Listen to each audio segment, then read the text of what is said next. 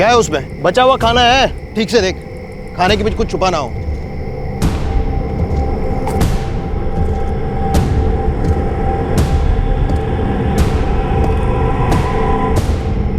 ना बचा हुआ खाना ही है, कुकड़ दी हड्डियां हैं। चल आगे देखते हैं। 3 दिन हो गए, अब तक कुछ भी हाथ नहीं लगा है।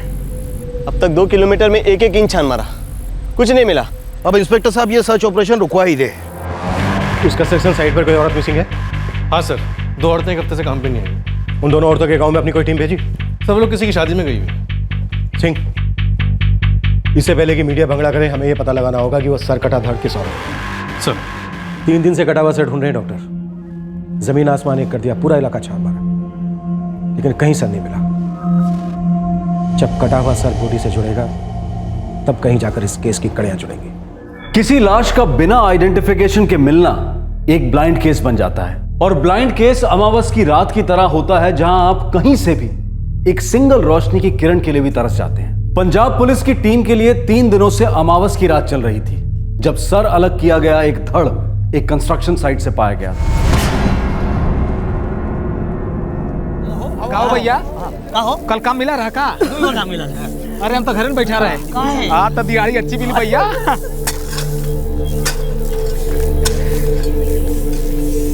ए हरिया, ए रामप्रसाद, अरे ये आओ जरा। कहाँ हो? ये तो कहाँ जा पड़ा है? देखो, देखो तुम। अरे कहाँ? कहाँ? ओ राम, ये तो एक मुंडी नहीं क्या वो? गुलाबी रंग का सूट पहने 28 से 30 साल की एक औरत। इसके आगे हमारे पास कुछ भी नहीं, लेकिन कोई भी चांस छोड़ना नहीं चाहिए। एक भी लीड मिले जिससे हम इसकी शिनाख्त कर पाए और जांच को आगे बढ़ा पाए। जाहिर सी बात है कि सर को धड़ से इसलिए अलग किया गया था ताकि पीड़ित की पहचान ना हो सके और कातिल कभी ना पकड़ा जा सके। लेकिन ऐसा कभी हो सकता है कि अमावस की रात चलती ही जाए और सूरज कभी उगे ही ना। देवजीत सोडी 3 दिन पहले 18 सितंबर को जलंधर के कंस्ट्रक्शन साइट पे लाश मिली थी। उसके 1 दिन पहले मेरी पुत्र भी अपने घर से निकली थी, आखिरी बार अपने पति राजीव जोहल से मिलने। राशिपुत्र, मैं तेरे पापा जी से मिलने जा रही हूँ। आज के बाद सब ठीक हो जाए, किसी को कोई तकलीफ नहीं होगी। तो जाओ।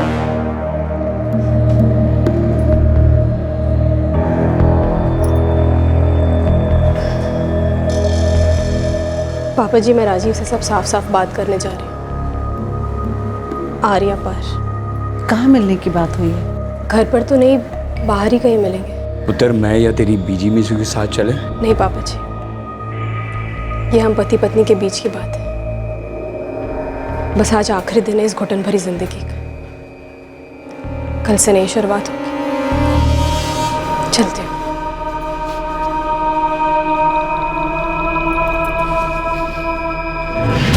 मेरी पुत्र, मेरी आंचल उस दिन के बाद घर नहीं लौटी साहब। पुलिस कांस्टेबल देवजीत सोडी ने उस लाश की शिनाख्त की थी और उनके अनुसार वो लाश उनकी 29 साल की बेटी आंचल की थी। बिना सर के लाश की शिनाख्त तो हो गई, पर सर का मिलना जरूरी था, और उस तक पहुंचने के लिए उस सर को काटने वाले तक पहुंचना जरूरी था। और अब शुरू हुई तहकीकात आंचल के कत्ल के पीछे छुपे राज की। देवजीत सोडी, अभी तक हमें तुम्हारी बेटी का सर मिला नहीं। क्या तुम बता सकते हो कि माजरा क्या है? ये सब आंचल के पति राजीव जोहल का किया करा है साहब। कि राजीव करता क्या है? वो भी मेरी तरह कांस्टेबल है। दोनों के बीच किसी तरह की कोई अनबन थी? आंचल उससे अलग होना चाहती थी, उससे मिलने भी गई थी आखिरी बार। राजीव जोहल का क्या कहना है? झूठा है साहब, 1 नंबर का झूठा है। कहता मेरी बेटी उससे मिली नहीं। उस दिन 17 सितंबर को जब आंचल घर नहीं लौटी तो मैंने रात को राजीव को फोन किया था। देखो ससुर जी, 3 दफा तो कह चुका हूं आपको कि मेरी आंचल से मिलने की कोई बात नहीं थी, और ना ही मैं आज उससे मिला हूं। और 6 बार पूछेंगे तो भी यही जवाब दूंगा। देखो राजीव, तुम जितनी बार झूठ बोलोगे मैं उतनी बार पूछता रहूंगा। भाई मेरी आंचल क्या क्या गई थी, वो तुमसे मिलने जा रही है। अच्छा, तो बताओ जरा, कहाँ मिलने की बात हुई थी हमारी? आंचल ने बताया होगा ना? वो तो नहीं बताया, पर कह रही थी कहीं बाहर मिलने वाले हो तुम लोग। देखो ससुर जी, या तो आंचल आपसे झूठ बोलकर कहीं चली गई है, या तो आप मुझसे झूठ बोल रहे हैं। अब दोनों में से कौन झूठ बोल रहा है मुझे नहीं पता। लेकिन मुझे इतना पता है कि मैं सच बोल रहा हूँ। मैं आज आंचल से नहीं मिला। बहुत बड़ी गलती होगी साहब, बहुत बड़ी गलती होगी मुझसे, जो इस शराबी के हाथ अपनी बेटी का हाथ दे दिया। सोडी, अभी तुमने हमें बताया कि रजीव भी कांस्टेबल है। जी साहब, उसका बाप रिटायर्ड कांस्टेबल है, प्रताप जोहल। हम दोनों दोस्त हुआ करते थे, उसी के भरोसे अपनी बेटी दी थी, पर इसे रजीव ने जीना हराम कर दिया था मेरी आंचल को। समझ में नहीं आती ना तो समझ में नहीं आती, समझ में नहीं आती ना तो समझ में नहीं आती। देख भाई, अगर 3 महीने एक बूंद शराब पिए बिना कटेगा ना रजीव, तो हम अपनी बेटी को भेजने के बारे में सोचेंगे। अरे मैं कह रहा हूं ना, हाथ नहीं उठाएगा वो। तो अपने दोस्त पे भरोसा नहीं करता देवजीत? और जान दे यार, अगर तू दोस्त होता तो ये हालत ना होती मेरी पुत्र की। पापा जी, वो पिए या ना पिए, मैं वहां वापस नहीं जाऊंगी। कर चल आंचल, कम से कम राशि को तो हमें ले जाने दे। नहीं मम्मी जी, राशि मेरे बगैर कहीं नहीं जाएगी। बहन जी आप सोचो, बच्ची बिना माँ के कैसे रहेगी? देख आंचल, तो इस तरह मायके में आके बैठ जाएगी तो सारी बिरादरी में हमारी नाक कट जाएगी। आपकी नाक की फिक्र में मम्मी जी मैं अपना गला क्यों कटवाऊं? राजीव ने तो एक दिन मुझे मार ही डालना है। जानवर है वो, जानवर। देवजीत और आंचल दोनों मिलकर तेरे खिलाफ घरेलू हिंसा का केस दर्ज करने वाले थे। वो तो मेरी इज्जत और तेरी नौकरी का ख्याल करते हुए उन लोगों ने ऐसा कुछ नहीं किया। ओए अब तो सुधर जा पुत्र। अरे तो उसको बोलो ना सुधर जाए। इतना गुरूर भरा है कमीनी के सर में, जबान लड़ाती है मेरे साथ 2 टके की औरत। मैं कोई 2 टके का नौकर हूं, पुलिस वाला हूं, पति हूं उसका। जा जाके माफी मांग ले और ले आ उसे, जा। इस जन्म में तो ये होने से रहा पापा जी।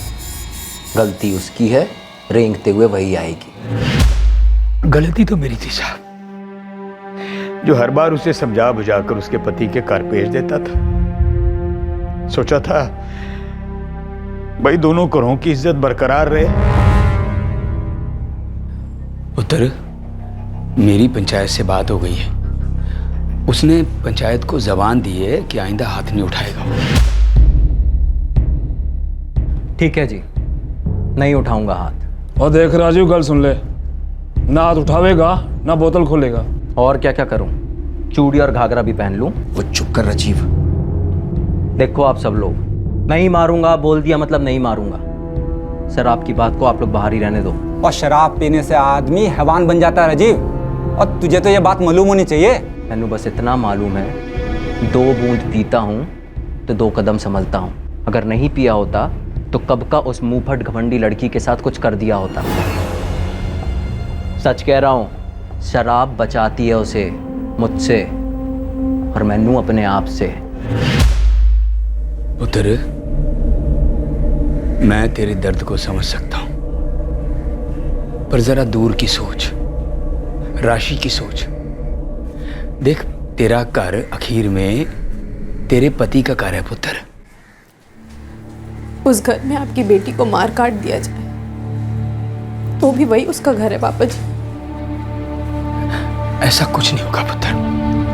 उसने पंचों के सामने वादा किया है। वादे तो उसने रब के सामने भी किए थे।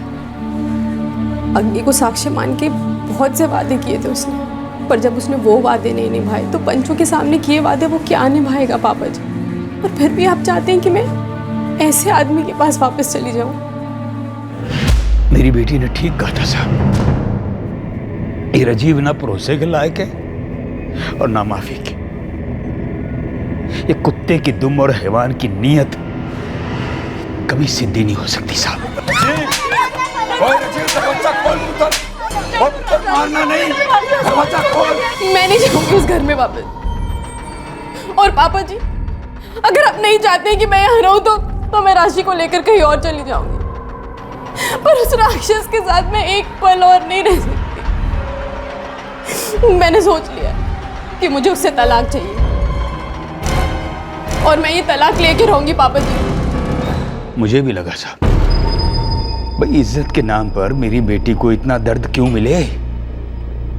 मैंने कहा रह ले पुत्र, यहीं रह ले, और सोचा कि जो भी बन पड़ेगा मैं वो सब करूंगा अपनी आंचल के लिए, राशि के लिए। उस दिन 17 सितंबर को आंचल राजीव से मिलकर ये रिश्ता पूरी तरह तोड़ने वाली थी, अपने तलाक की बात करने वाली थी। राशि पुत्र, मैं तेरे पापा जी से मिलने जा रही हूँ। कहाँ मिलने की बात हुई है? घर पर तो नहीं, बाहर ही कहीं मिलेंगे। पुत्र, मैं या तेरी बीजी में से के साथ चले? नहीं पापा जी, ये हम पति पत्नी के बीच की बात है। पर उस आदमी ने बात करने की बजाय मार डाला मेरी बेटी को। उसे इसी बात का डर था और वही हुआ, गला काट दिया उसने मेरी बेटी का, गला काट। सर, आंचल का फोन अभी भी स्विच ऑफ आ रहा है। लास्ट लोकेशन धीलपुर बता रहा है। सब ये राजीव उसी धीलपुर थाने में कांस्टेबल है। सोडी, हम तुम्हारी बेटी के कातिल को ढूंढ कर ही दम लेंगे। अब तुम भी हमारी फोर्स के और तुम्हारा दामाद राजीव भी हमारी फोर्स के। कोई दामाद मवाद नहीं सर। कौन सा दामाद सर? मेरे लिए वो बस मेरी बेटी का कातिल है, खूनी है और कुछ नहीं है। अगर खून उसी ने किया है तो मैं तुमसे वादा करता हूं सोडी, उसके साथ जरा से भी नरमी नहीं बरती जाएगी, भले ही वो हमारी फोर्स का क्यों ना हो।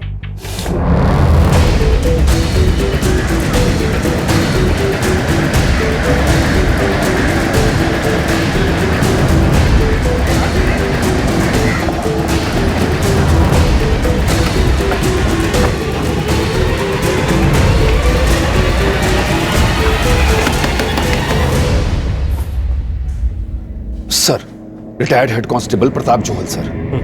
बेटा कहाँ है आपका? जी वो नाइट ड्यूटी थी ना, तो इस वक्त सोया हुआ है। जोहल साहब, उठाइए उसे। आज के बाद नींद उसे मुश्किल से नसीब होगी।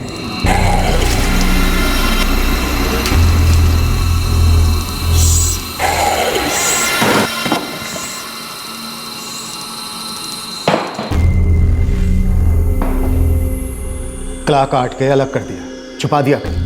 मोबाइल फोन स्विच ऑफ कर दिया, वो भी छुपा दिया।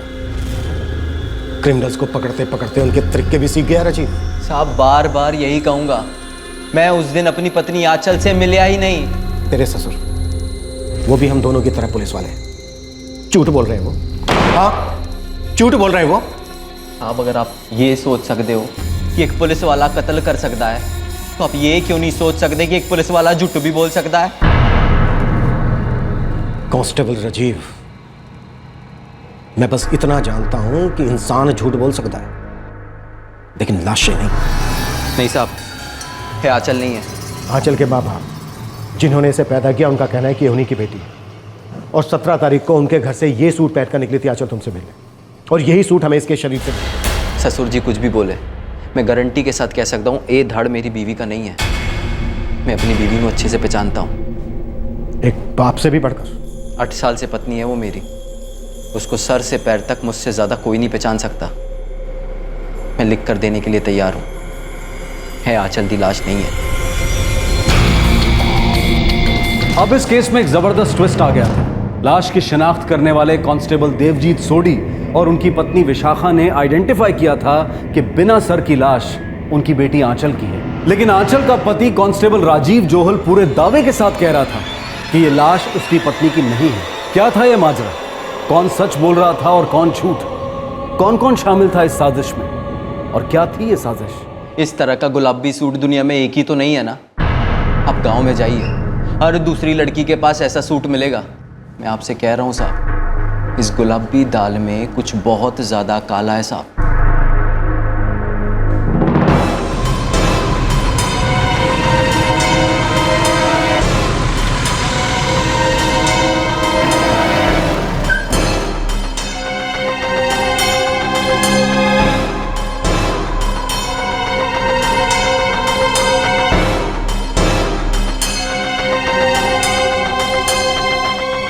सब कमाल की बात है। आप हम पर शक कर रहे हैं? आप गुलाबी सूट यहाँ क्यों ढूंढ रहे हैं? वही सूट पहनकर तो मेरी बेटी गई थी राजीव से मिलने।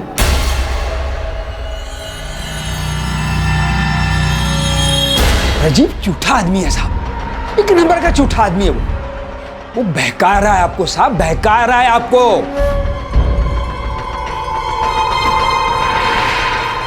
साहब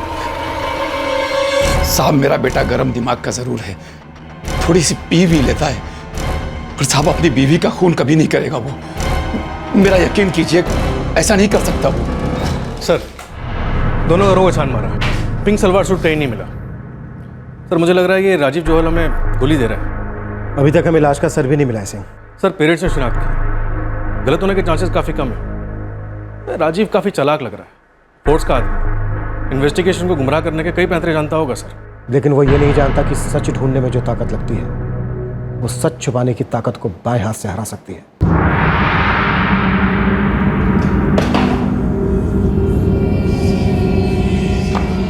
हमने तेरे खिलाफ FIR दर्ज किया राजीव। 302 लगाया होगा साहब।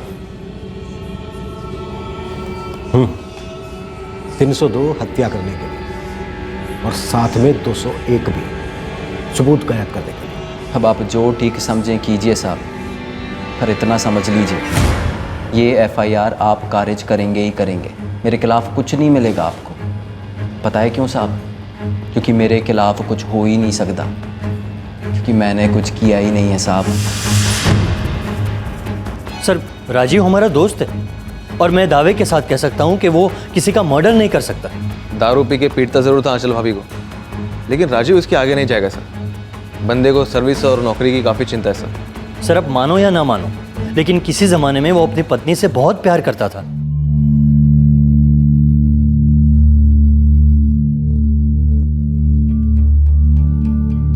राशि बेटा, आओ खाना खा लो।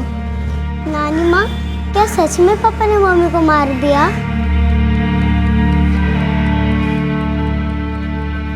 साहब मैं मानता हूँ मैं बहुत पीता था। मैं भी मानता हूँ कि मैंने कई बार उसको पीटा भी है। आंचल को पहले से ही डर था कि किसी दिन तू उसे जान से मार डालेगा, जो उसके साथ हुआ भी। नहीं साहब, ये सच नहीं है। मैं हमेशा से इतना पीता नहीं था और ना ही मैं हमेशा से उसे इतना पीटता था। एक बार पूछा आपने देवजीत जी से कि राजीव जोहल ऐसा क्यों बना? अच्छा, तो मतलब तेरे पास पीने के लिए और पीटने के लिए कारण भी है। नया एंगल सही जा रहा है राजीव, गुड गोइंग। साहब है कोई झूठा एंगल नहीं है, लेकिन शायद आप लोगों को इसके बारे में कभी किसी ने बताया नहीं होगा। कौन सी बात? बोल। दिनेश पन्नू।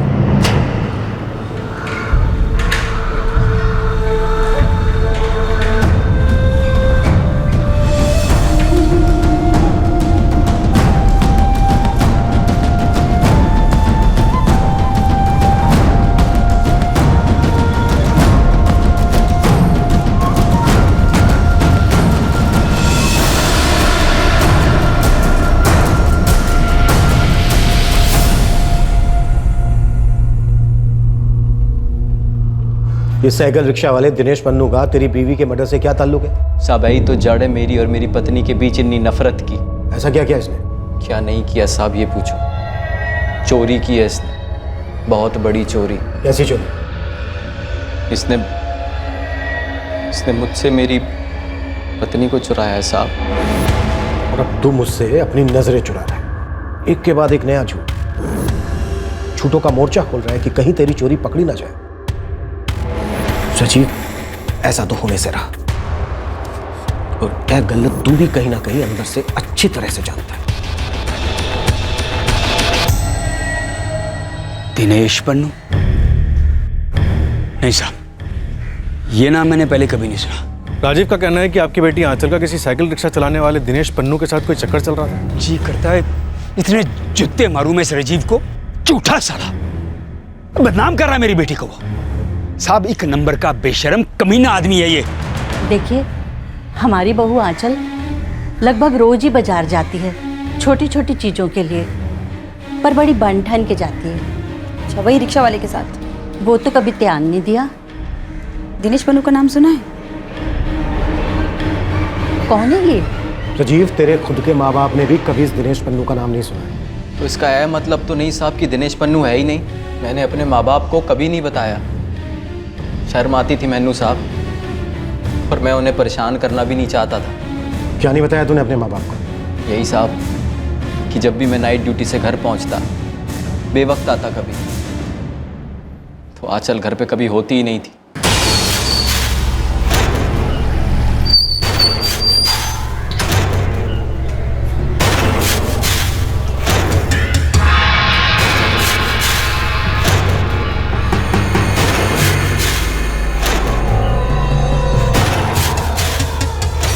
बेटा, मम्मी कहाँ है? मम्मी तो मार्केट गई है। और तुम नहीं गई मार्केट? मुझे कभी नहीं लेके जाती मम्मी। क्यों गई है का क्या मतलब पुत्र? बाजार कोई क्यों जाता है? कुछ चीजें खरीदने गई होगी। आजकल कुछ ज्यादा ही खरीदारी हो रही है। मैं भी तो जानूं क्या शॉपिंग होती है मेरे पीठ पीछे। जब भी घर आता हूं तू बाहर होती है। अब क्या पता तू बाजार गई है या किसी के बिस्तर पे। क्या मतलब? कितना भद्दा इल्जाम लगा रहे हो तुम मुझ पर? राजीव प्लीज छोड़ दो मुझे। राजीव साहब, वो मुझसे सच छुपा रही थी। चक्कर चल रहा था उसका और मैंने उसका चक्कर पकड़ लिया।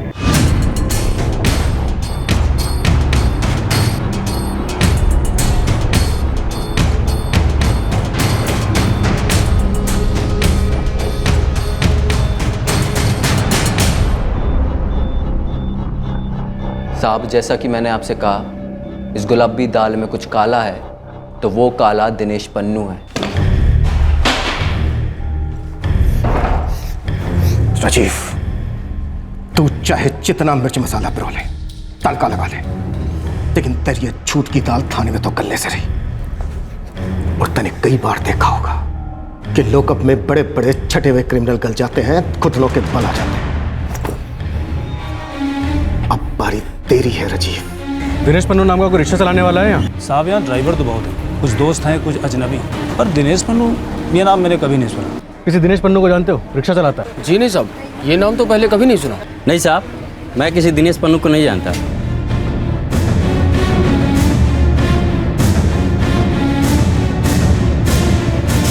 सर, दिनेश पन्नू का नाम तक किसी ने नहीं सुना। क्योंकि दिनेश पन्नू कोई है ही नहीं, ये सिर्फ राजीव के शातिर दिमाग की वजह। साहब, दिनेश पन्नू की खबर मैं नहीं रखता तो कौन रखता? मेरी बीवी का चक्कर चल रहा था तो मैंने उसकी पूरी कुंडली खोल डाली। आखिरकार हूं तो पुलिस वाला ना साहब। राजीव, तू इस वक्त यहाँ कोई पुलिस वाला नहीं है, बल्कि हमारे लिए सिर्फ एक सस्पेक्ट है, समझा? और तू जो हमें ये मनगढ़ंत कहानी सुना रहा है दिनेश पन्नू की, इसका कोई सबूत है तेरे पास? सबूत है ना साहब, मेरी बेटी। एक बारी खुद उसने मुझे बताया था कि उसकी माँ यानी मेरी पत्नी आंचल दिनेश पन्नू नाम के आदमी के साथ बाहर गई है। बेटा, तेरी मम्मी फिर से बाजार गई है? हाँ, कब गई? जब वो दिनेश पन्नू आया था ना, तब गई। कौन आया था? दिनेश पन्नू। ये कौन है? ये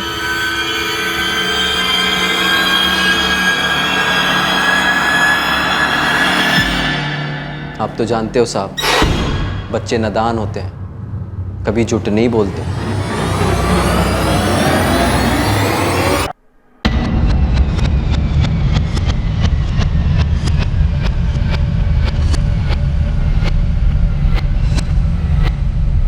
मुझे याद नहीं आ रहा अंकल। राशि पुत्र, डरो मत। आपने अपने पापा को बताया था, दिनेश पन्नू नाम था। दिनेश पन्नू साइकिल रिक्शा चलाता है। बेटा, ठीक से याद करके बताना। मुझे याद नहीं आ रहा।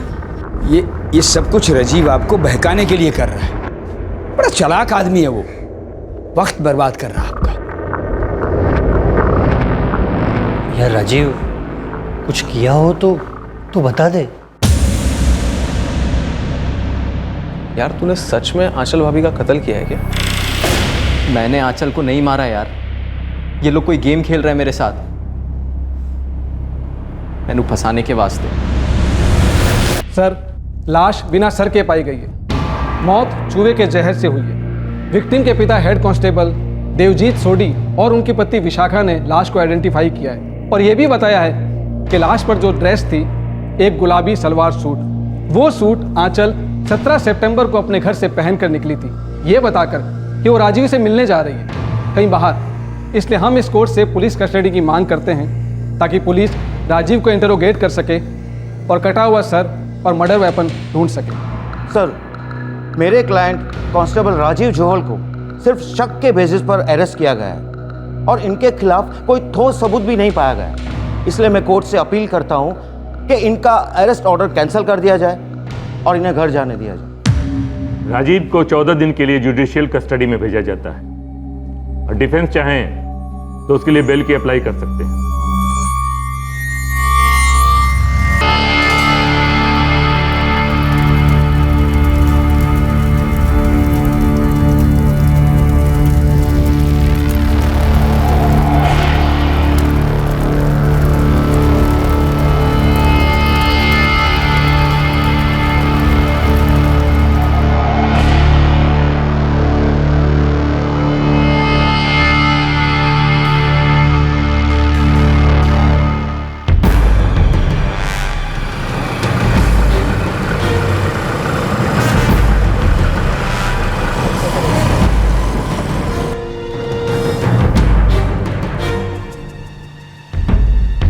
अब ऐसे ना देखो, बेल हुई है मैनू, बेल। यहाँ क्यों आए हो तुम? मेरी बेटी राशि है तुम्हारे पास, उसे लेने आया। राशि कहीं नहीं जाएगी, यहीं रहेगी वो। अगर कोर्ट जाऊं तो अंदर जाएंगे आप, मेरी बेटी को जबरदस्ती मुझसे अलग करने के चार्ज में। ओए, कोर्ट की धमकी मत दे मुझे। तू अच्छी तरह जानता है तो खूनी है, कत्ल किया तूने मेरी बेटी का, और अब शायद राशि का भी कत्ल करेगा तू। और ये दिनेश पन्नू वन्नू कोई नहीं है, सब तेरी मन गढ़ंत कहानी है। बकवास बंद, राशि को बुलाइए।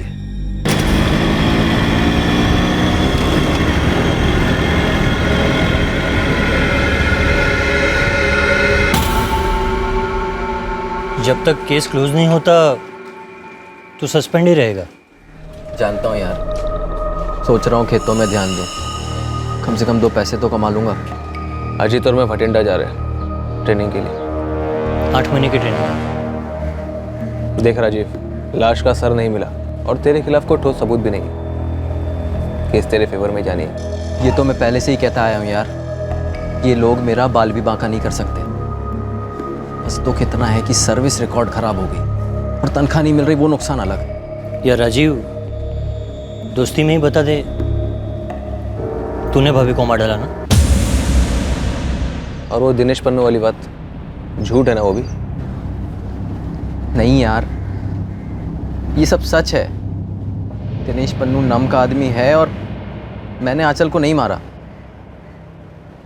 यार दोस्त हो यार तुम लोग मेरे, तुम लोग तो भरोसा करो मेरा।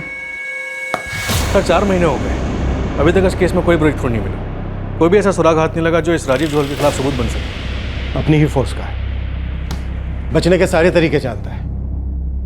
बहुत सोच समझकर उसने एक गेम खेला है, लेकिन हर गेम में जीतने वाला कभी ना कभी हारता भी है। एक कत्ल हुआ है और कातिल अभी तक आजाद है, लेकिन बहुत जल्द हम इस बिना सर वाली लाश के कातिल को ढूंढ कर रहे हैं।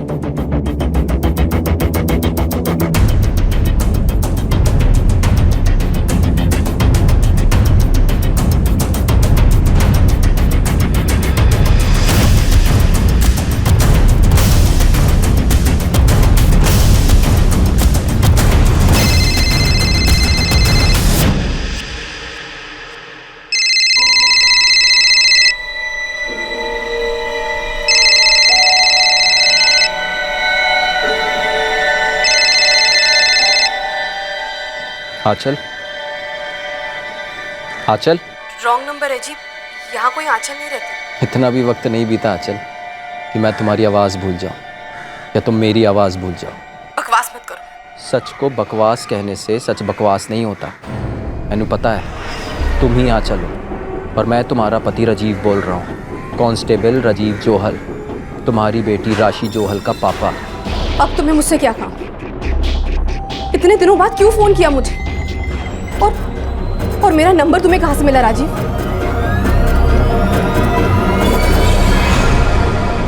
पुलिस को एक 29 साल की औरत का बिना सर का धड़ मिला, जिसकी शिनाख्त की थी उसके माता पिता ने कि ये लाश उनकी बेटी आंचल की है, कांस्टेबल राजीव जोहल की अलग हुई पत्नी। अंतिम संस्कार के 8 महीने बाद इस मर्डर के आरोपी सस्पेंडेड कांस्टेबल राजीव जोहल ने अपनी मर चुकी पत्नी आंचल से संपर्क किया पर आखिरकार ये कैसे हो पाया था?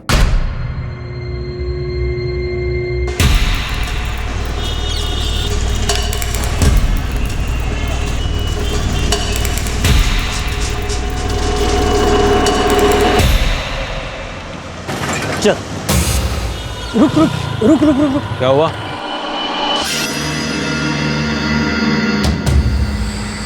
वो अपने राजीव की पत्नी आंचल भाभी है ना?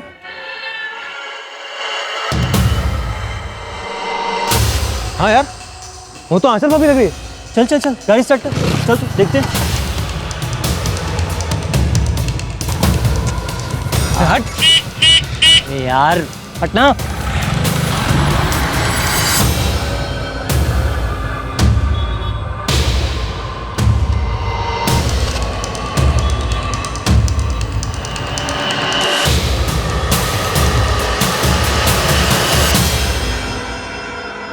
वो मैं आपको क्यों बताऊं? आप है कौन? वो साहब, वो मैं उसका नाम वाम नहीं जानती, बस चूड़ियों के रेट जानने आई थी। वो अक्सर आती है क्या? हाँ जी नहीं, आज पहली बार ही देखा उसे। यार मैं दावे के साथ कह सकता हूँ वो आंचल भाभी ही थी। लेकिन वो दुकान वाली तो कहती है उसे जानती ही नहीं है, और पहले भी कभी देखा नहीं है। क्या बक रहा है बे? कसम से राजीव, सुजत ने भी देखा। हम दोनों दावे के साथ कह सकते हैं कि वो आंचल भाभी ही थी। अभी तो पीछा क्यों नहीं किया उसका? कर सकते तो नहीं करते क्या? एक तो शॉक सेटल होने में टाइम लग गया और वो एकदम से गायब हो गई। ढूंढो यार, कैसे भी उसे ढूंढो। क्या बात है पुत्र? भाई क्यों यार? कुछ नहीं पापा जी।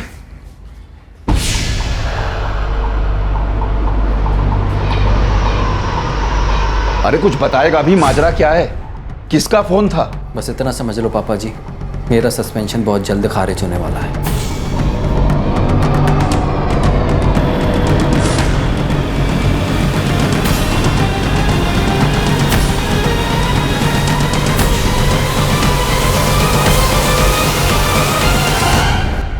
अब तो ये मुझे कौन सी नई स्टोरी सुना रहा है राजीव? आंखों देखिए साहब, और वो भी मेरी नहीं, कांस्टेबल अजीत और कांस्टेबल सुजत ने अपनी आंखों से देखा उसे भटिंडे में। वो लोग वहाँ ट्रेनिंग के लिए गए हैं, उन्होंने उसे बाजार में देखा और मैंने तुरंत फ़ोन किया।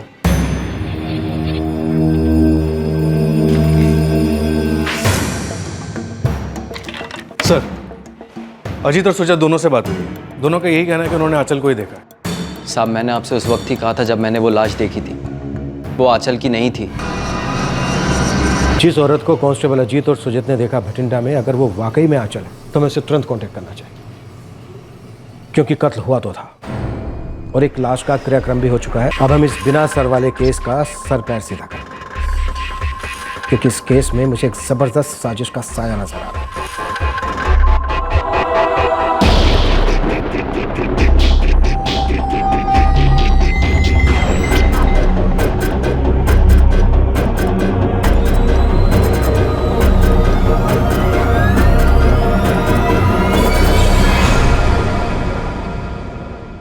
मैंने शक है कि आंचल ने ही कोई गेम खेला है। आप लोगों ने मेरी बात नहीं मानी, पर मैं अभी आपसे फिर से कह रहा हूं, दिनेश पन्नू नाम का साइकिल रिक्शा वाला है और उसका मेरी बीवी के साथ चक्कर था। राजीव, इस चक्कर के चक्रव्यूह में हम तभी घुस पाएंगे जब हम आंचल तक पहुंच पाएंगे, वो भी खुफिया तरीके से। आंचल के किसी भी करीबी को इस बात की भनक तक नहीं लगनी चाहिए कि हमें पता है आंचल जिंदा है और हम उसका पीछा कर रहे हैं। पुलिस ने अपनी सारी ताकत उस औरत तक पहुंचने में लगा दी जिसे कांस्टेबल अजीत और सुजत ने भटिंडा की मार्केट में देखा था। पुलिस को यह पता लगाना था कि भटिंडा में उसका एड्रेस क्या था और वो किसके साथ रह रही थी। और फिर एक बार टेक्निकल सर्विलेंस ने वो एकमात्र सुराग पेश किया जो पुलिस को आंचल तक ले गया। सर, हमने जो चांस लिया था वो काम कर गया। आंचल के इंस्ट्रूमेंट का IMEI नंबर ट्रैक हुआ? हाँ सर, और उसका फोन भटिंडा में यूज हो रहा है और उसमें एक नया सिम कार्ड है 44467875। ये भी तो हो सकता है कि उसका इंस्ट्रूमेंट कोई दूसरा आदमी यूज कर रहा हो। सर, भटिंडा में जहाँ अजीत और सुजत ने उसे देखा था, इतना बड़ा इत्तेफाक कैसे हो सकता है सर? सिंह, एक काम करो, राजीव को बुलाओ और उससे कहो कि इस नंबर पर फोन करो। सर।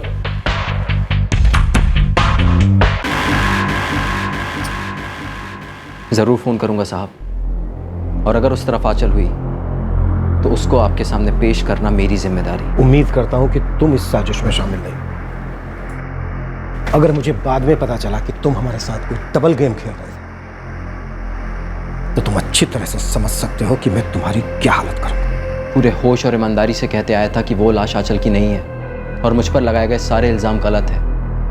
आपसे ज़्यादा तो मैं चाहता हूं कि ये केस क्लोज हो जाए और असलियत बाहर आए। अब तुम्हें मुझसे क्या काम? इतने दिनों बाद क्यों फोन किया मुझे? और मेरा नंबर तुम्हें कहां से मिला राजीव? पुलिस वाले की बेटी होकर भी भूल गए कि एक न एक दिन पकड़ी जाओगी। मैं सारी बुरी यादें भुला चुकी हूँ, लेकिन मैनू बुरा फंसा चुकी। जुर्म तुमने किया और मुकदमा मुझ पे चल रहा है। मैंने कोई जुर्म वुर्म नहीं किया है, समझे? मैं सिर्फ आजाद हुई हूँ तुम्हारे कैद से और सालों के बाद चैन की सांसें ले। किसके साथ हो रहा है चैन की सांसों का प्राणायाम? वही साइकिल रिक्शा वाला दिनेश पन्नू। देखो, मेरी जिंदगी से तुम्हारा कोई ताल्लुक नहीं और ये मत भूलो कि मैंने तुम्हें छोड़ा है। मेरी बदनसीब बच्ची की माँ हो तुम, उसे भी छोड़ दिया। इतनी भारी भूख लगी है शक की। चुप करो। आज सिर्फ तुम्हारी वजह से मैं राशि से दूर हूँ। तो मेरी वजह से ही वापस आ जाओ उसके पास। तुम भी क्या याद करोगे? माफ किया तुझे। तू मुझे क्या माफ करेगा घटिया आदमी? इस जन्म में तो मैं तेरे पास आने से रही। तुम आओ या ना आओ, मैं आ रहा हूँ और अकेला नहीं, मेरे साथ मेरा पूरा पुलिस डिपार्टमेंट होगा। तुम्हें जो करना है कर लो, मैं किसी से नहीं डरती। डरती नहीं तो भाग क्यों रही हो? लौटाओ आंचल, तुम्हारे पीछे कोई नहीं है, सिर्फ तुम्हारी बेटी है राशि, जो रोज रो रो कर सोती है तुम्हारी याद में। कहती है एक दिन मेरी माँ जरूर लौट आएगी। मैं उसे अकेला नहीं संभाल सकता आंचल। तुम्हें आज़ादी चाहिए, मैं तलाक दे दूंगा, लेकिन उसे अपने साथ रख लो, वो तुम्हारे बिना जिंदा नहीं रह पाएगी।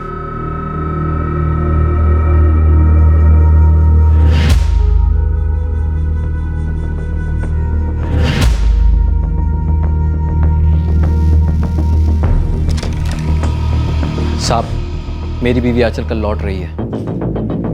हमारी बच्ची राशि का वास्ता देकर जीत लिया उसका मन। वो कल अपने मायके लौटेगी। सिंह, अब कल हम इस मर्डर केस का नया अध्याय खोलेंगे। अब पता चलेगा कि वो लाश किसकी थी जिसका सर कटा।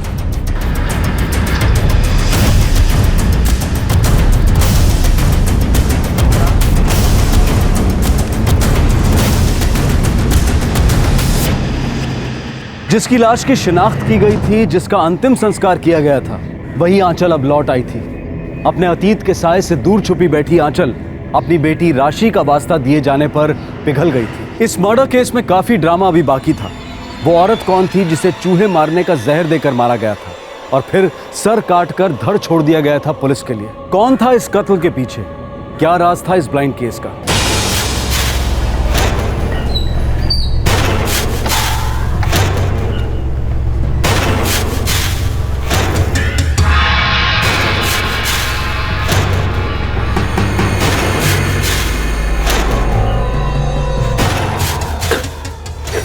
लगता है लत लग गई है तनु साडी गीता दी।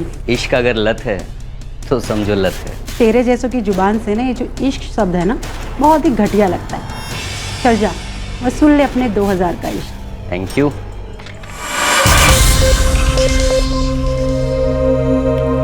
तू मेरे बिना रह नहीं सकता ना? तो हमेशा के लिए मुझे उड़ा के लेके नहीं जाता यहाँ से? अभी तेरा नशा उतना चढ़ा नहीं है जाने मन कि तेरे साथ उड़ने की सोचूं। चल, मूड बना, आजा।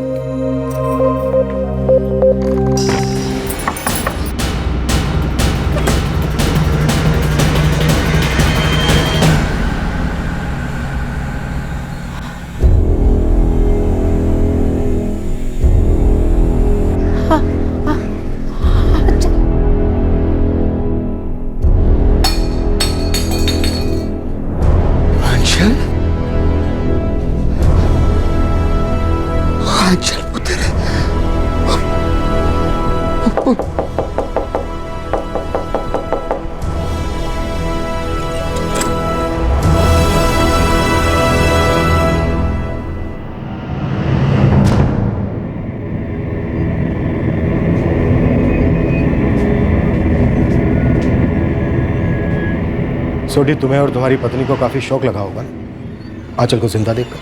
मुझे तो अभी भी यकीन नहीं हो रहा साहब। लेकिन हमें इतना बड़ा शौक नहीं है, क्योंकि हमें पिछले 5 दिन से मालूम था कि आंचल जिंदा है। अब तो आंचल ही हमें बताएगी कि वो औरत कौन थी जिसका इसने कत्ल किया है। सर मैंने किसी का कत्ल वत्ल नहीं किया है। तुमने किया है आंचल। तुमने अपनी मौत का नाटक करने के लिए एक औरत को जहर देकर मार डाला, फिर उसको अपने कपड़े पहनाए और उसका सर धड़ से अलग कर दिया। ये सच नहीं है, मैंने किसी को नहीं मारा। तुमने जीते जी अपने माँ बाप और अपनी बेटी को मार डाला है दुख से, और कह रही हो कि तुमने किसी को नहीं मारा। अब जल्दी से बोल दो वो औरत कौन थी। नहीं सर, मुझे कुछ नहीं पता। तो फिर तुम्हारे माँ बाप को जरूर मालूम होगा, शायद वो भी मिले हुए हैं इस साजिश में तुम्हारे और तुम्हारे प्रेमी के साथ। मेरा प्रेमी? ये क्या कह रहे हैं आप? दिनेश पन्नू। मेरे मुंह से दिनेश पन्नू का नाम सुनते ही तुम्हारे चेहरे का ये रंग क्यों उतर गए? आंचल, तुम्हारी खैरियत इसी में है कि जल्दी से हमें बता दो औरत कौन थी और उसके कत्ल के पीछे कौन है। मैं बार बार आप लोगों से कहता रहा कि मैंने आंचल को नहीं मारा, लेकिन आप लोगों ने साजिश की मैनू फंसाने की। कोई नहीं, अभी थोड़ी देर में सारा सच बाहर आएगा। आपने पूरी दुनिया से बात मनवाई कि चूंकि मैं एक पुलिस वाला हूं, ये सारा गेम मैंने खेला है अपनी बीवी का कत्ल करने के लिए, और किस तरह मैंने बिना सुराग छोड़े ये कत्ल कर दिया। लेकिन आपने ये नहीं सोचा कि मैं भी एक पुलिस वाला हूं, इतनी आसानी से तो नहीं फंसूंगा। और खुद एक पुलिस वाला होने के नाते आपने भी खूब खेला, गलत लाश की जानबूझकर शिनाख्त की। बहुत बड़ा धोखा किया है आपने अपनी वर्दी के साथ, मेरे साथ।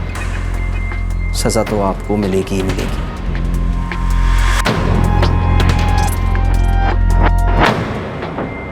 ये राजीव क्या कह रहा था जी? झूठा है। लेकिन आप तो सच्चे हो ना?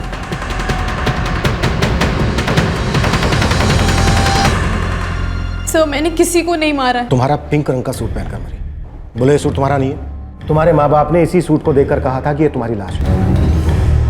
तुम ना इस केस में यहां तक डूबी हुई हो, यहां तक। अगर सच बोल दोगी तो पूरा डूबने से बच जाओगे। आखिरी मौका है तुम्हारे पास, जो भी सच है बोल दो। सर मैं सच कह रही हूँ, मैंने किसी को नहीं मारा है। मुझे तो ये तक नहीं पता कि किसे मारा गया है। उस दिन 17 सितंबर को तुम अपने माँ बाप से कह के गई थी कि राजीव से मिलना चाह रहे। पापा जी, मैं राजीव से सब साफ साफ बात करने जा रही हूँ, आर्या पार। लेकिन राजीव से तुम मिली नहीं, फिर किससे मिलने गई थी? प्लान क्या था तुम्हारा? सर मैं राजीव और उसकी आदतों से पूरी तरह से थक गई थी। मैं उससे अलग होना चाहती थी, लेकिन मम्मी जी और पापा जी बार बार मुझे उसी के पास धकेल देते थे। और तुम अपने आप को किसी और के पास धकेल रही थी। मैं अपने आप से ही खुद को धकेल रही थी। सर मुझे प्यार होने लगा था, हो गया था। मुझे एक नई जिंदगी चाहिए थी, खुली ताजी आजाद जिंदगी। ये शादी मेरे और राजीव के बीच नहीं, मेरे पापा जी और राजीव के पापा जी के बीच है। क्या मतलब? दोनों पुलिस वाले हैं, दोनों बहुत अच्छे दोस्त हैं, और ये शादी उनकी इज्जत है। वो मुझे राजीव से कभी अलग नहीं होने देंगे। और अगर अलग हो गई तो शादी करोगी मुझसे? क्यों झूठे सपने दिखा रहे हैं? सपने दिखा रहा हूँ क्योंकि तुम्हारा सपना सच होने वाला है आंचल। तो दिनेश पन्नू राजीव के दिमाग की मनगढ़ंत उपज नहीं है। साहब, दिनेश पन्नू की खबर मैं नहीं रखता तो कौन रखता? मेरी बीवी का चक्कर था तो मैंने उसकी पूरी कुंडली खोल डाली। सर मैं 17 सितंबर को दिनेश के साथ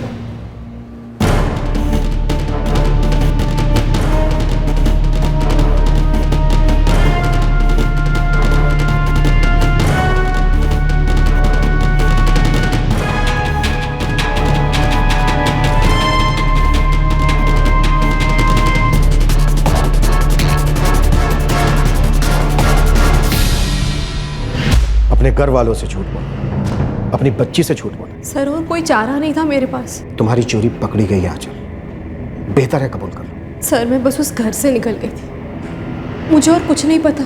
आंचल, ये केस तुम्हारे कत्ल का केस है, पर तुम तो जिंदा हो। ये केस इस सच पर खड़ा है कि वो जो लाश मिली, जिसकी शिनाख्त हुई, जिसका क्रियाकर्म हुआ, ये समझकर कि वो तुम हो, पर तुम तो इस वक्त जिंदा हो। इसका एक ही मतलब निकलता है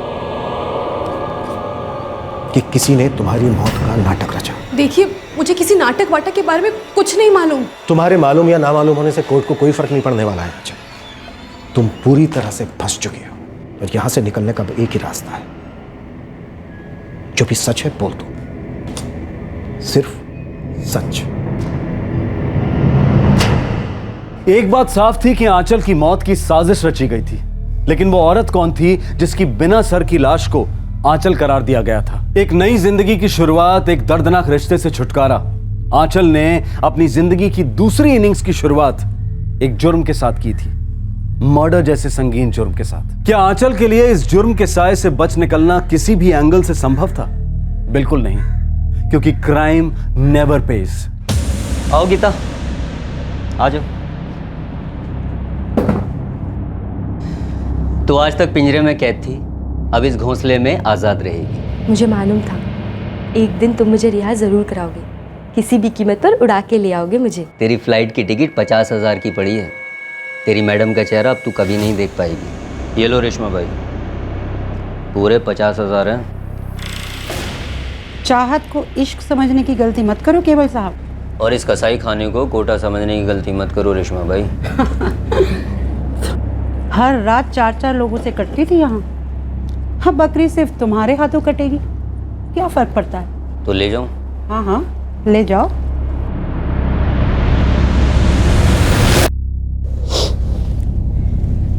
केवल मुझे आज़ादी की आदत लगने में कुछ दिन लगेंगे। अब तू अपनी मर्जी की मालकिन है। मैं ये सपना देखने से भी कतराती थी, पर तुमने इसे सच कर दिया। मैं तुम्हें जिंदगी भर बहुत प्यार करूंगी, तुम्हें पूरी जिंदगी मिलेगी मेरी।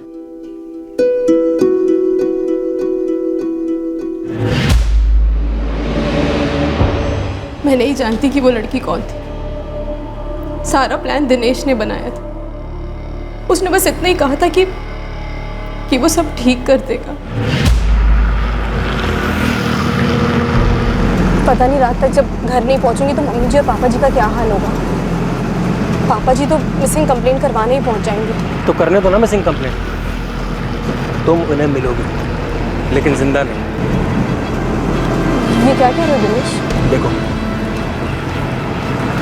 मेरे पास एक प्लान है, चित भी तुम्हारी पट भी तुम्हारी। सारी दुनिया समझेगी कि तुम मर चुकी हो, लेकिन असल में तुम एक नई जिंदगी की शुरुआत करोगी और वो कमीना राजीव सड़ेगा बाकी जिंदगी।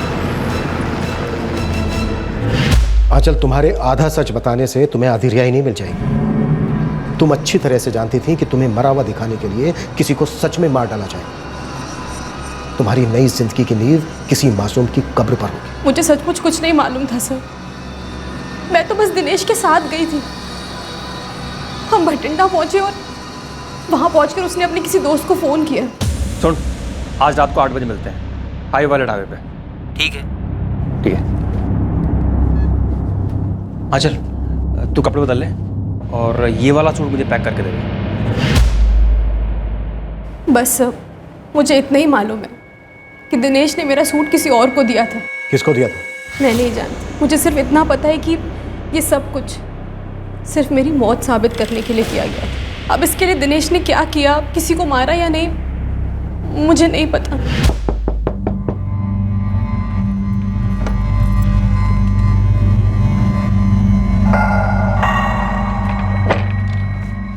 कुछ मुंह मीठा करा दे। आज से तेरी पुरानी जिंदगी खत्म, नई जिंदगी शुरू, हमारी नई जिंदगी शुरू। आंचल,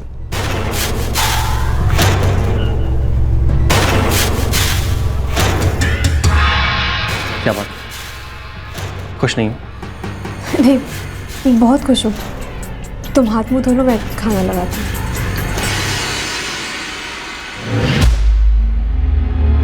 सचमुच प्यार करता था सर वो मुझसे और मैं उससे। वो मेरा दर्द समझता था जो राजीव ने कभी नहीं समझा।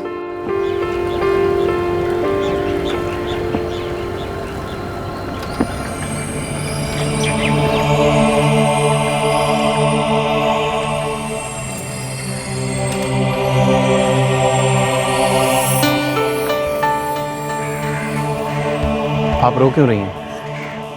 मैं कहाँ रो रही हूँ? रो तो रही हैं आप अंदर से। पहले भी बैठी हैं आप रिक्शे पे 2 बार, तब भी रो रही थी।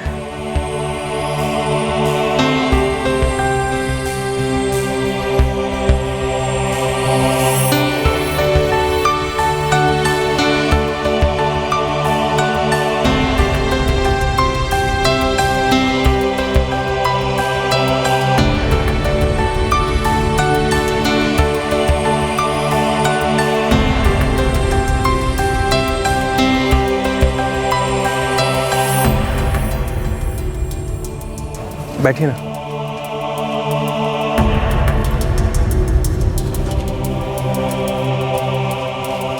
अगर आप चाहें तो मैं आपको रोज लेने आ सकता हूँ और वापस छोड़ भी दूंगा।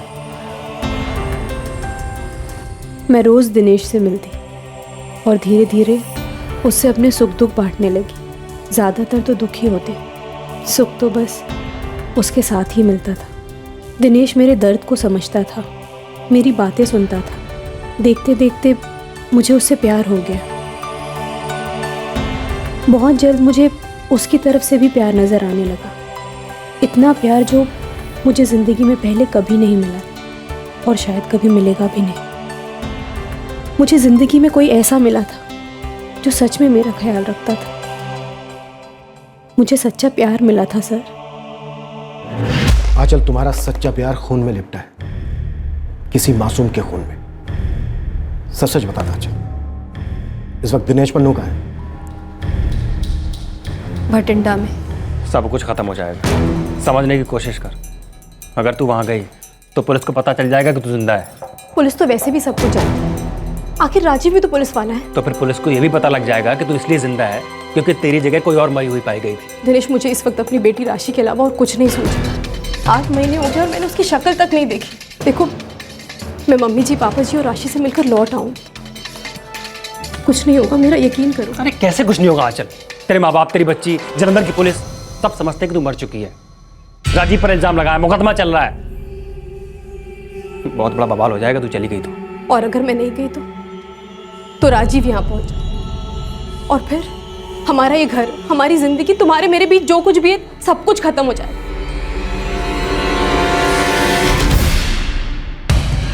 आंचल, अगर तुम चाहती हो कि मैं तुम पर यकीन करूं तो तुम्हें बिना सवाल के वही करना होगा जो मैं तुमसे कहूं। क्या करना होगा सर? दिनेश पन्नू को फोन लगाओ और उससे कहो कि वही हुआ जो तुम दोनों ने सोचा था।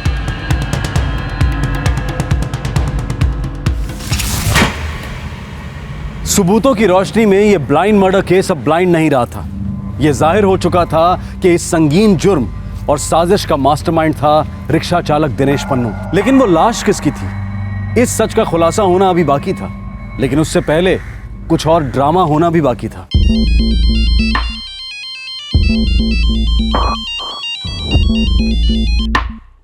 हेलो दिनेश, तुम अब यहाँ वापस लौट आओ, हम यहीं रह सकते हैं। पागल हो गई है क्या? दिनेश, पुलिस ने वो केस क्लोज कर दिया है और राजीव मुझे तलाक देने के लिए तैयार हो गया है। राजीव पर तुम्हारे कत्ल का मुकदमा चल रहा है। हाँ, वो पुलिस ने खारिज कर दिया है, उन्हें राजीव के खिलाफ कोई सबूत नहीं मिला। मैं सच कह रही हूँ, यहाँ किसी को हम में कोई दिलचस्पी नहीं। हम यही अपना घर बना लेंगे, मम्मी जी, पापा जी, राशि सब साथ होंगे तो सब सही होगा ना। तुम बस पहली बस लेकर यहाँ सीधे आ जाओ। Hello hello hello Dinesh, Dinesh तुम सुन रहे हो ना?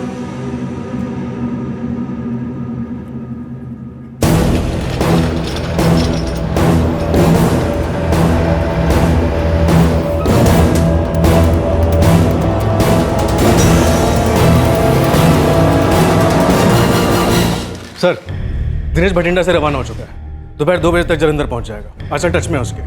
आंचल से कहो कि बराबर कांटेक्ट बनाए रखे, जलंधर पहुंचने से पहले हम उसे धर लेंगे। प्राइवेट बस में है सर। एक टीम राजन नगर में रेडी रखो बस में चढ़ने के लिए, एक और टीम जलंधर बस अड्डे पर तैनात कर दो। सर। और सुनो, आंचल से कहो कि फोन पर उसे बिजी रखे। Move.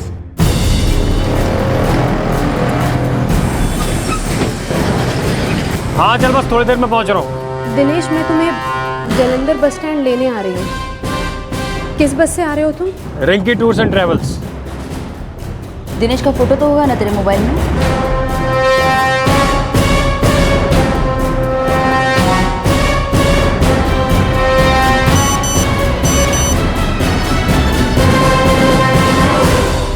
Rinki tours and travels, तुम उस तरफ जाओ, जल्दी गाड़ी हटाओ, चल जाओ इधर।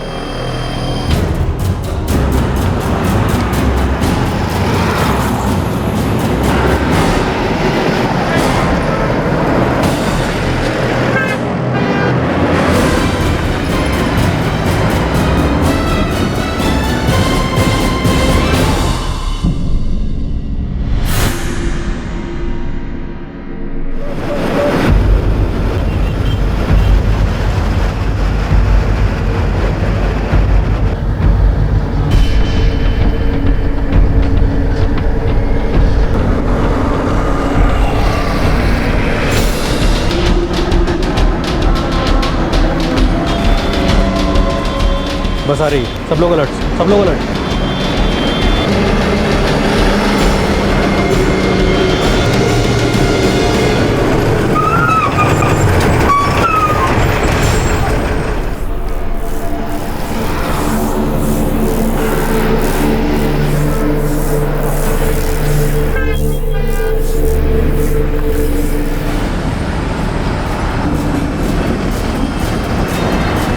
दिनेश पन्नू, जलंधर जा रहे हो?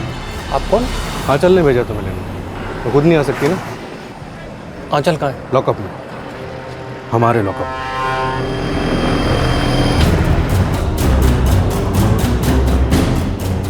आंचल? आंचल ने मदद की आप लोगों की मुझे पकड़वाने में? तुम्हारी करतूतों ने तुमको पकड़वाया दिनेश पन्नू। और ये तुमने सोच भी कैसे लिया कि किसी का खून करके तुम आराम की जिंदगी गुजारोगे?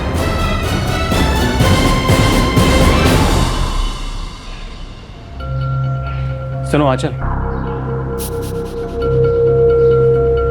मैं तुम्हारा इंतजार करूंगा।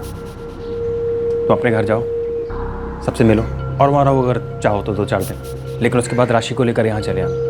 मैं उसकी जिम्मेदारी लूँगा, एक बाप की तरह। कोई भी कितना भी पूछे ना, हमेशा एक ही जवाब देना कि मुझे नहीं पता था कि सब लोग यहाँ ये समझ रहे हैं कि मैं मर चुकी हूँ। ठीक है? सिर्फ इतना कहना कि राजीव से तंग आकर मैं भाग गई थी, और कुछ मत बोलो, समझी?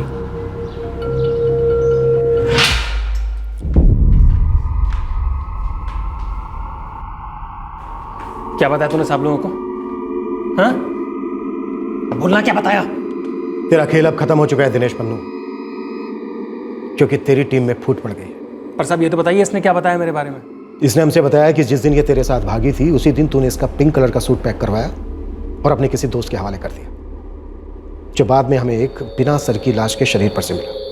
इसने हमसे यह भी बताया कि तूने एक औरत का कत्ल किया, पर यह नहीं जानती वो औरत कौन थी। पर साहब इसे पता था किसे मारा गया? बोला चल, पता था कि नहीं पता था? बोलना। नहीं सर, ये झूठ बोल रहा है। साहब ये झूठ बोल रही है। तुम दोनों झूठ बोल रहे हो, क्योंकि तुम दोनों का प्यार ही झूठा है।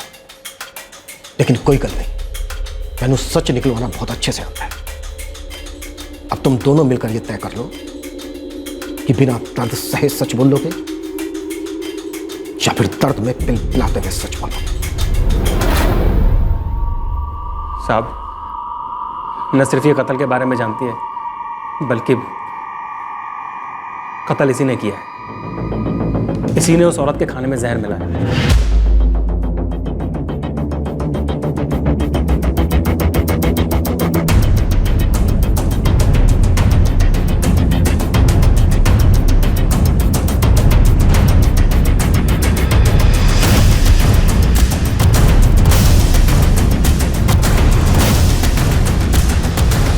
सब कुछ जानती है साहब ये, पर मुझे अकेले कोई फंसा रही है। ये गलत है, मैं कुछ नहीं जानती।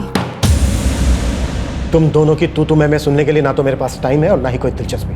अब जल्दी से तुम दोनों मुझे ये बताओ कि वो औरत कौन थी जिसका तुम दोनों ने कत्ल किया और उसके बाद उसका गला काटकर अलग कर दिया।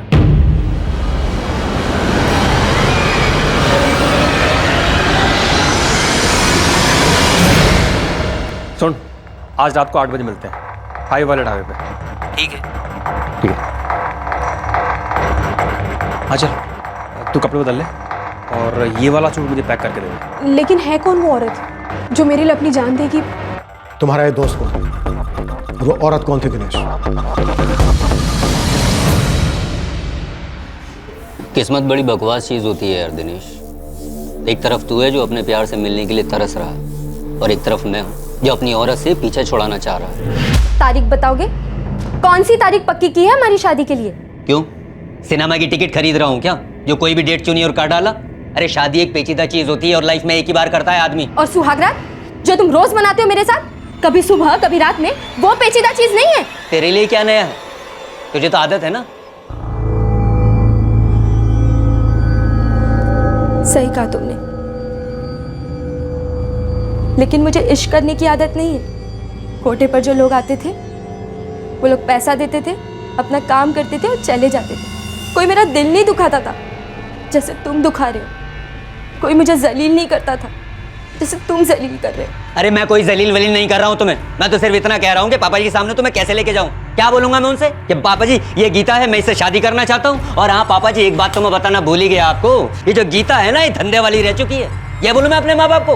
तो कोठे से बाहर निकालकर मुझे यहाँ लेकर ही क्यों आए? अच्छा, आज बड़ी याद आ रही है तुझे अपने कोठे की? हाँ? कोठे की मैडम सही कहती थी दिनेश, चाहत और इश्क में बड़ा फर्क होता है। एक दिन मेरा दिल भर जाएगा। पहले हफ्ते में 2 बार जाता था, तब तक ठीक था। जब से इसे घर लेकर आया हूँ तो सर चढ़ बैठी है। और ऊपर से क्या? ऊपर से क्या?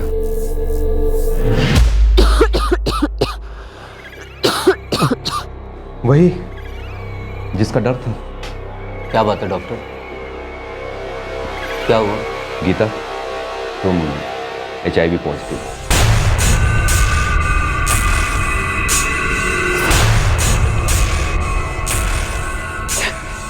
जब कोठे पर थी हमेशा सारी सावधानी लेती थी, हमें सिखाया जाता था, फिर भी पता नहीं ये सब कैसे हो गया।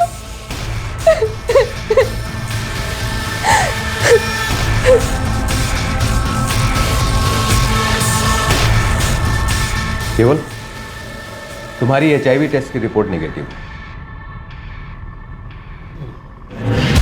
समझ में नहीं आता कि मैं खुशी मनाऊं कि मुझे बीमारी नहीं हुई है, या मैं शोक मनाऊं कि गीता दिन ब दिन मुझ पे बोझ बनती चली जा रही है। अरे इतने खर्चे, ऊपर से रोना धोना।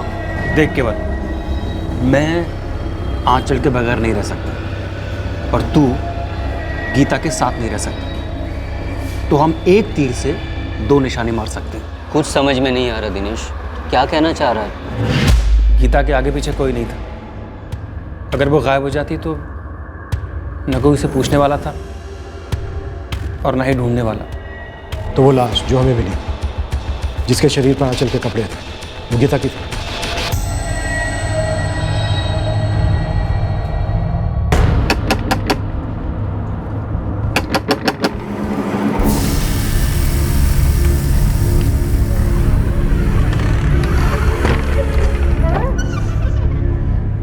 ये मिलाना होगा गीता के खाने में। आज रात को जब हम ढाबे पे मिलेंगे, कर लोगी ना?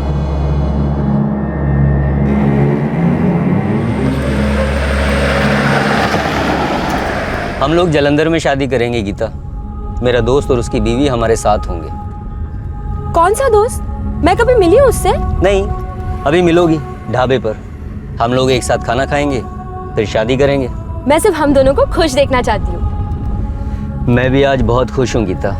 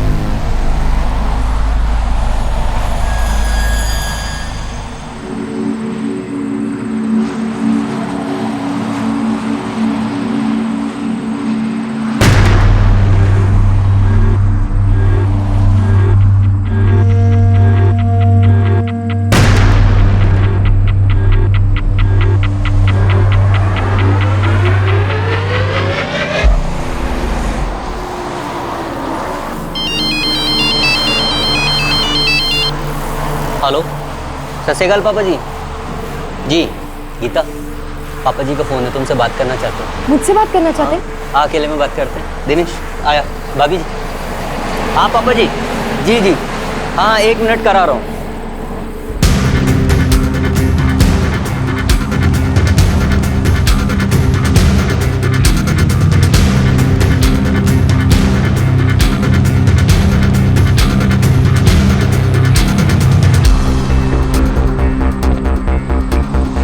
हेलो हेलो, 1 मिनट मुझे दिखा ना।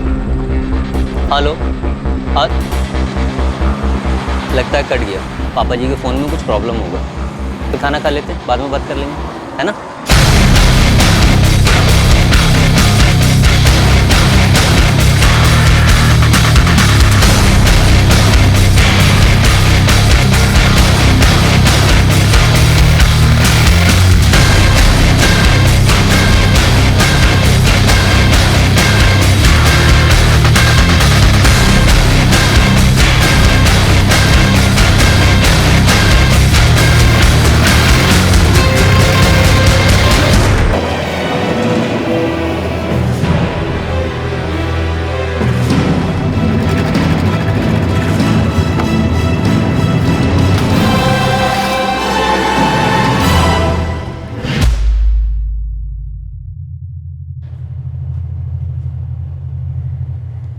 तो तुम दोनों को क्या लगा?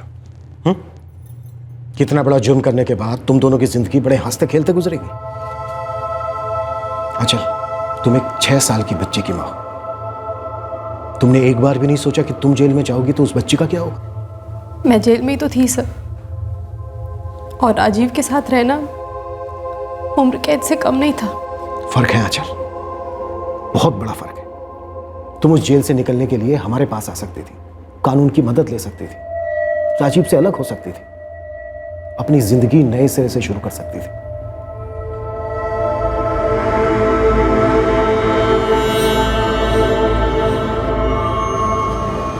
क्या हुआ जी? क्या सच में हमारी आंचल ने किसी की जान ली है? बोलिए ना।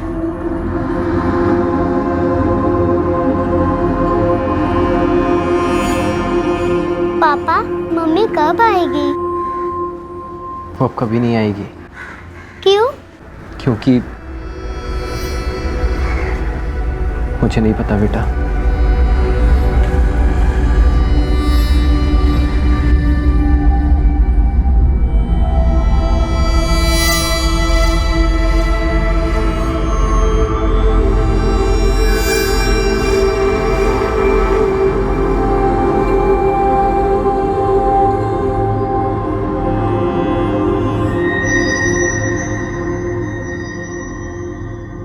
दिनेश पन्नू, आंचल और केवल तरार पर आईपीसी की धारा 302 के तहत मर्डर के लिए, धारा 201 के तहत सबूत मिटाने के लिए और धारा 120 के तहत क्रिमिनल कॉन्स्पिरेसी के चार्जेस फ्रेम किए गए हैं। फिलहाल तीनों को जुडिशियल कस्टडी में भेजा गया है। आंचल के पिता पर भी आईपीसी की धारा 182 के तहत गलत इंफॉर्मेशन और गलत आइडेंटिफिकेशन के चार्जेस लगाए गए हैं। आंचल के पति कांस्टेबल राजीव जोहल के खिलाफ सारे चार्जेस अदालत ने खारिज कर दिए हैं और उसका सस्पेंशन ऑर्डर भी रिवोक किया गया है। आंचल और राजीव की बेटी राशि की कस्टडी राजीव को मिल गई है और राजीव ने शराब डी एडिक्शन सेंटर में जाकर अपनी लत पर काबू पा लिया है। राशि अपनी मां को बहुत मिस करती है, लेकिन इस केस की पूरी सच्चाई जानने के बाद वो शौक में है कि उसकी मां इतने भयंकर जुर्म में हिस्सा ले सकती है। पीड़ित गीता, जिसे जहर देकर मारा गया था, उसका कटा हुआ सर पुलिस कभी नहीं ढूंढ पाई और ना ही उसके किसी रिश्तेदार को ट्रेस कर पाई। जब एक शादी का रिश्ता एक लाइलाज घुटन का फंदा बन जाता है, तब बस और नहीं ये कहकर उसे तोड़ना और उससे अलग होना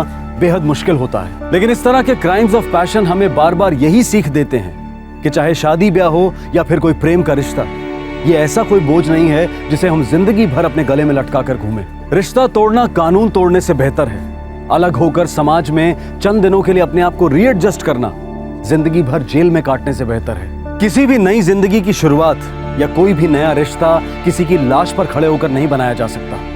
आपसे फिर मुलाकात होगी क्राइम पेट्रोल सतर्क में एक और नए केस के साथ। तब तक अपना ख्याल रखें, सुरक्षित रहें और याद रखें, बीते हुए वक्त पर रोने से बेहतर है कि आने वाले वक्त के लिए मेहनत की जाए। सही वक्त, सही कदम, सतर्क रहें। जय हिंद। क्राइम पेट्रोल के और भी दिलचस्प कहानी देखने के लिए हमारे चैनल को सब्सक्राइब करें और बेल आइकॉन दबाना न भूलें।